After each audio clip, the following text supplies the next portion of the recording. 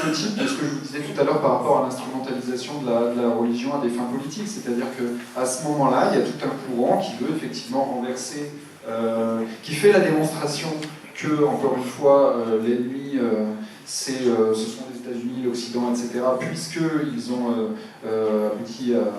Enfin, exercer un coup d'État contre le pouvoir de Mossadegh dans les années 50, que donc l'Iran ne sera jamais libre si jamais il n'exprime pas les choses, c'est-à-dire que l'Occident leur demeurera antagoniste, et qui utilise justement la religion pour arriver à ses fins. Mais c'est là où, mais encore une fois, l'opposition sunnite-chiite, c'est à la fois quelque chose qui est structurant et qui ne l'est pas vraiment. C'est structurant parce qu'il y a des accords fondamentaux entre les deux, entre ces deux différentes branches, entre il y a un laïcisme entre ces différentes acceptions de l'islam, et en même temps, il y a un rapport qui est complètement biaisé. Les 90% des musulmans dans le monde sont sunnites, seulement 10% sont chiites.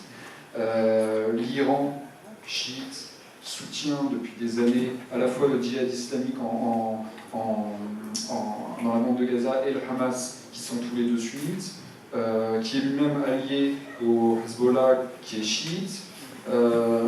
Tout ça est imbriqué, et le rôle c'est aussi beaucoup le rôle des régimes autocratiques de diviser les deux. On voit bien ça au Bahreïn, quand il y a eu le processus révolutionnaire arabe.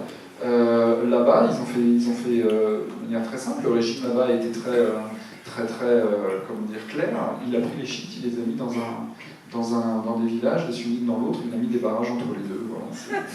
Donc c'est comme ça qu'il a géré l'absence de cohésion comme ça qui pouvait aboutir à une dynamique révolutionnaire au Bahreïn. C'est justement en cassant cette dynamique, en introduisant de la révolution dans une dynamique qui était une dynamique de libération populaire.